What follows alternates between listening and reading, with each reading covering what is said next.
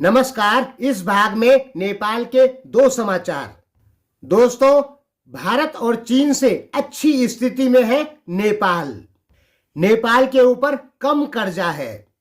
तो जानते हैं भारत, चीन और नेपाल में किस देश के नागरिकों पे ऊपर ज्यादा कर्जा है और प्रत्येक नेपाली, प्रत्येक भारतीय, प्रत्येक चाइनीज के ऊपर कितना कर्जा है। तो दोस्तों, चीन के ऊपर 3240 खरब रुपए का कर्जा है और प्रत्येक चाइनीज के ऊपर इंडियन करेंसी में 2,25,000 रुपए का कर्जा है। लगभग नेपाल से 4.5 या 5 गुना ज्यादा कर्जदार है चीन का आदमी। दूसरे नंबर पे है भारत। भारत के प्रत्येक आदमी के ऊपर इंडियन करेंसी 62,000 रुपए का कर्जा है और पूरे इंडिया के ऊपर 890 खरब रुपए कर्जा है। अब बात करते हैं नेपाल की। नेपाल के प्रत्येक आदमी के ऊपर 50,000 रुपया इंडियन करेंसी में कर्जा है और नेपाल के ऊपर टोटल ऋण है 23 खरब रुपए नेपाली करेंसी। लगभग 14 खरब रुपए नेपाल के ऊपर इंडियन करेंसी में कर्जा है। दोस्तों, ये आंतरिक ऋण है।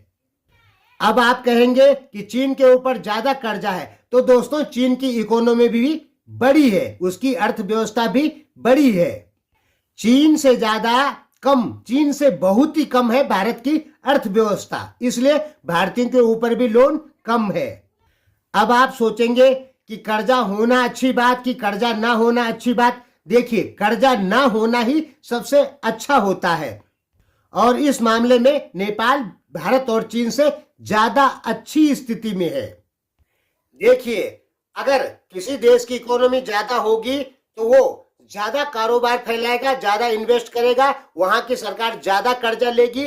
उससे होगा क्या कि वहां के प्रत्येक नागरिकों के ऊपर ज्यादा कर्जा होगा। इसी कारण चीन के नागरिकों के ऊपर ज्यादा कर्जा है।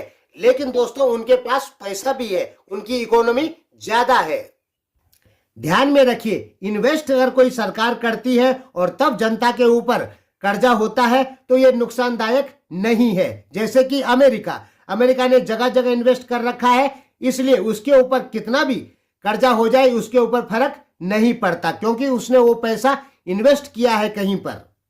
लेकिन जैसे पाकिस्तान, ईरान, इनके ऊपर कर्जा बहुत ज्यादा है, लेकिन ये कहीं इन्वेस्ट नहीं कर पाए, बल्कि उस पैसे का गलत इस्तेमाल किए। तो इनके ऊपर कर्जा होगा तो इनके देश के लिए नुकसानदायक होगा। नेपाल के ऊपर जो कर्जा है वो अभी ठीक ठाक है, कहीं ज्यादा नहीं है। नेपाल की जीडीपी का लगभग 33%। ये दोस्तों आंतरिक ऋण है। बाह्य ऋण में नेपाल के ऊपर जीडीपी का 47% है। किसी दिन हम आपको आंतरिक ऋण और बाह्य ऋण इसके बारे में समझाएंगे। अब दूसरा समाचार यह है कि नेपाल राष्ट्रीय बैंकों में, नेपाल के जो बैंक हैं उनमें लगभग 6 खरब रुपए जमा हो चुका है। अब ये पैसा जमा क्यों हुआ? क्योंकि नेपाल सरकार ने शायद ब्याज दर कम की है। पहले 11% थी, अब हुई 9.6%।